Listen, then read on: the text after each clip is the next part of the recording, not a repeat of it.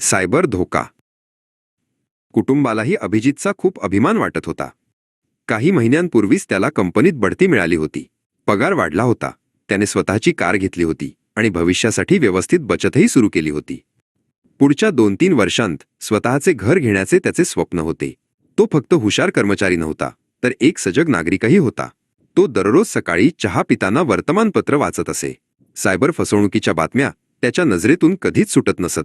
लोक एवढ्या सहज कसे फसतात, तो स्वतःशीच म्हणायचा. अभिजितला वेळोवेळी अनेक संशयास्पद फोन यायचे. सर, तुमच्या विमा पॉलिसीचा बोनस थांबवण्यात आला आहे. तुमचे बँक KYC अपडेट करा. तुमच्या कुरिअरमध्ये बेकायदेशीर वस्तू सापडल्या आहेत. तुमच्या मुलाचा अपघात झाला आहे. तातडीने पैसे पाठवा. शेअर मार्केटमध्ये गुंतवा आणि लाखो रुपये कमवा.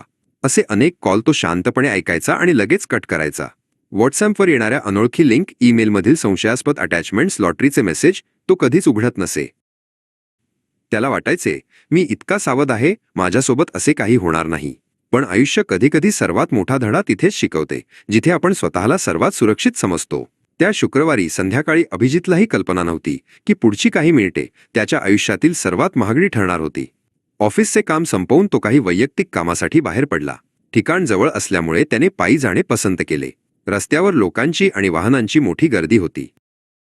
तेवढ्यात एक मध्यमवयीन महिला, माया, घाईघाईने अभिजित समोर आली. तिच्या चेहऱ्यावर काळजी स्पष्ट दिसत होती. तिने तिच्या हातातील मोबाईल दाखवला, ज्याची स्क्रीन पूर्णपणे फुटलेली होती. माया घाबरलेल्या आवाजात म्हणाली, भाऊ, माझा फोन आत्ताच खाली पडला आणि बंद झाला. मला घरी एक तातडीचा कॉल करायचा आहे. फक्त 2 मिनिटांसाठी तुमचा फोन मिळेल का? अभिजित थोडा थांबला. त्याच्या मनात क्षणभर शंका आली.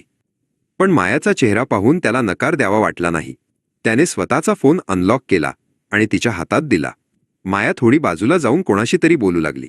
अभिजितने सौजन्य म्हणून मुद्दाम दुसरीकडे पाहिले. त्याला वाटले, एखाद्याची अडचण असेल तर मदत करायलाच हवी. सुमारे 2 मिनिटांनी माया परत आली. खूप खूप धन्यवाद, असे म्हणत तिने फोन परत दिला आणि ती वेगाने निघून गेली. माया वेगाने गर्दीत मिसळली आणि दिसेनाशी झाली. अभिजित फोन खिशात ठेवणार इतक्यात त्याची नजर फोनवर आलेल्या एका नवीन नोटिफिकेशनवर गेली. तो बँकेचा मेसेज होता. त्यामध्ये एक OTP आला होता. अभिजित थोडा गोंधळला. हा OTP कशासाठी आला असेल? तो विचार करत असतानाच काही सेकंदांत दुसरा मेसेज आला. तुमच्या खात्यातून 1,50,000 रुपये डेबिट करण्यात आले आहेत. अभिजितला स्वतःच्या डोळ्यांवर विश्वास बसत नव्हता. त्याने पुन्हा पुन्हा मेसेज वाचला. हे कसं शक्य आहे? मी तर काही व्यवहारच केला नाही. अचानक त्याच्या मनात काही मिनिटांपूर्वीचा प्रसंग चमकून गेला. माया, तिचा फुटलेला फोन आणि त्याने दिलेली मदत. सगळे तुकडे एकमेकांशी जोडले गेले. त्याला समजले की तो सायबर फसवणुकीचा बळी ठरला होता. त्या महिलेने फोन घेतल्यानंतर गुपचूप तिच्या साथीदारासोबत OTP शेअर केला होता. अभिजितच्या पायाखालची जमीन सरकली आणि त्याचे हात थरथरू लागले. पण काही क्षणांनी अभिजितने स्वतःला सावरले. घाबरून बसण्यात अर्थ नव्हता. त्याला माहिती होते की अशा वेळी प्रत्येक मिनिट महत्त्वाचा असतो. त्याने लगेच सायबर क्राईम हेल्पलाईन 1930 वर कॉल केला. त्याने घडलेली संपूर्ण घटना फोनवरील अधिकाऱ्याला शांतपणे सांगितली. अधिकारी त्याला तातडीने पुढची पावले उचलण्यास सांगत होता. त्यानंतर अभिजितने राष्ट्रीय सायबर गुन्हे पोर्टलवर cybercrime.gov.in जाऊन तक्रार नोंदवली. त्याने व्यवहाराची माहिती, वेळ, मेसेजचे स्क्रीनशॉट आणि इतर सर्व तपशील ऑनलाईन फॉर्ममध्ये भरले.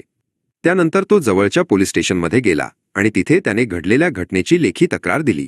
त्याने त्याचे बँक खाते तात्पुरते ब्लॉक केले आणि नेट बँकिंगचे सर्व पासवर्ड बदलून टाकले. सोमवारची सुट्टी संपल्यानंतर अभिजित थेट बँकेत गेला. तिथे त्याने बँक अधिकारी गिरीश यांच्याशी चर्चा केली आणि लेखी तक्रार दिली. गिरीश यांनी सांगितले की अभिजित, तुम्ही वेळ न घालवता तातडीने तक्रार केली असल्यामुळे तुमचे पैसे परत मिळण्याची शक्यता वाढली आहे. सायबर गुन्ह्यात सुरुवातीचे काही तास अतिशय महत्त्वाचे असतात. अभिजितला थोडे समाधान वाटले, पण तो एक मोठा धडा शिकला होता.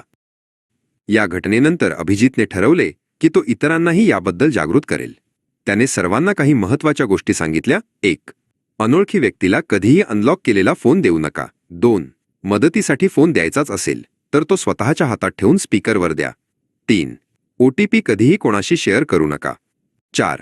फसवणूक झाल्यास तातडीने 1930 वर कॉल करा किंवा सायबर पोर्टलवर तक्रार करा. सावध रहा, कारण धोका कोणत्याही रूपात समोर येऊ शकतो.